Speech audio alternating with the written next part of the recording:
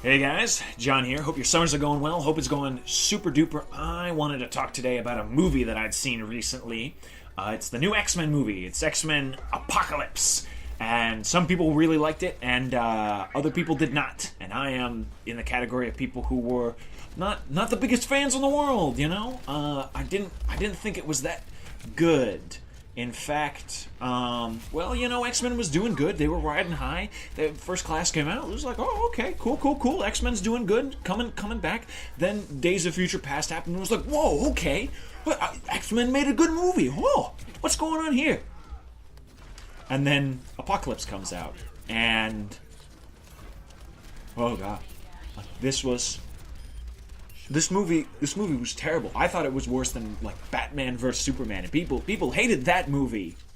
But like, not even like in terms of a superhero movie. This movie felt like one of the worst directed movies I had ever seen in my life. Like when you go into a movie, you're hoping that like the director and the set designer and the writer, they all sat down and they were like, all right, okay, so we're gonna figure out a plan for like how we want people to respond, the audience to respond to our movie. So at this point, it's going to be very, very serious. It's going to be touching, emotional. Lots of people might start crying in the audience.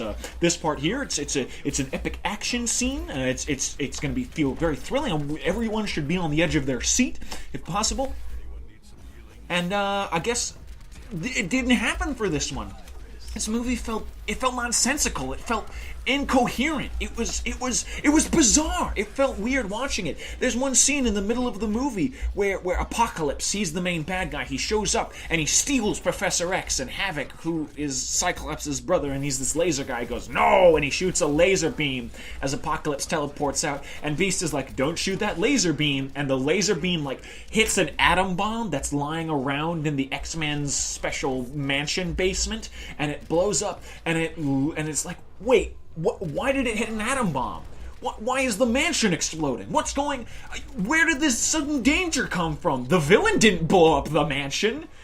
And then Quicksilver shows up, because, everybody knows Quicksilver. That was the best scene in Days of Future Past. And then, he beat everyone and he saved all the good guys. And I was like, all right, I gotta go now. I'm too powerful to be in this movie anymore. And he shows up again and he saves everyone who's in the mansion. He gets them outside. And it's like, all right, I saved everyone. And you're like, it's supposed to be like, I guess, yeah, everyone's safe. Everyone's fine. This sudden danger that I didn't think was going to happen, this catastrophe, it's been averted, hooray! And then Cyclops is like, hey, where's my brother? And Beast is like, he was closest to the blast, so I guess Quicksilver couldn't save him. And it's like, it's supposed to be this sad moment, but it's like, it's this roller coaster of like, it's baffling. It's boggling. And this movie, like, that was probably the worst one, but this movie is full of them. Like, Apocalypse gives his main bad guy speech from, like, a basement. He's sitting in a basement, he's lifting all the nuclear missiles in the world up into space and blowing them up. And he's, like, in some guy's basement doing it. Not even, like, a secret lair. He just found a basement. He was like, I guess this is good enough. Okay. And then, like, there's a scene where, like, Quicksilver and Mystique are imploring Magneto to not destroy the world with his super cool magnet powers. And like, he's got a bubble around him that looks like it's made out of pennies. And Magneto was another, like, weird part of this movie. Because he shows up and, like, he's old and he's got a family now.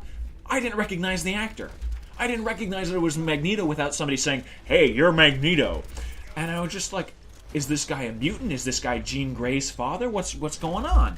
And then he uses his metal powers to save a guy at work, and it still doesn't click for me. I'm like, oh, I guess he's telekinetic, not that he can control metal. This isn't Magneto. And then the police show up and they're like, you're Magneto. And I'm like, oh, it's Magneto. And then okay, if we want to talk about goofy stuff that happens in X-Men Apocalypse, let's talk about this. Because then the police show up without any guns because they know it's Magneto. They're just there with bows and arrows. And one of them accidentally shoots his daughter and his wife with the same arrow. Just like, it's not even like, you're a threat, I'm gonna kill you. It's, oh, there's a bird over there. And he just shoots him. He lets go of the arrow and it impales both of them. And then Magneto picks up a chain, and in one of like the most flaccid execution scenes I've ever seen in my life, just kills all of the police. Like, you see this metal thing going on in the background, like sliding over their necks, and then they all fall down to the ground dead. That was the whole movie. That was X-Men Apocalypse. And it's like, oh man, it was like an alien directed a movie where somebody told them in the most vague sense, like only using like emojis, what a comic book was. And the alien was like, I think I can do this. I think I can direct this movie. Now, I just want to be clear. I'm not saying that X-Men is bad. I like X-Men. I like X-Men a lot. But this movie feels like some teenager who stumbled out of bed and went to work at his McDonald's and put his hand in the deep fat fryer. Like, you just need to get back on a good schedule, X-Men, you know? Get some sleep, eat right, and then show up to work. Because, you know, they teased, you know, Weapon X at the end. Ooh, here's all the different vials. There's Omega Red, and there's Sabretooth, and there's Maverick, and maybe X-23, who knows? That'd be super cool. I'm gonna go see the next X-Men movie no matter what. So just, you know, X-Men get some sleep. Or, I'll make another video like this, probably sometime when that comes out. Yeah, so, those of you at home, thanks for tuning in, thanks for listening, thanks for being here, and you have yourselves an absolutely wonderful summer.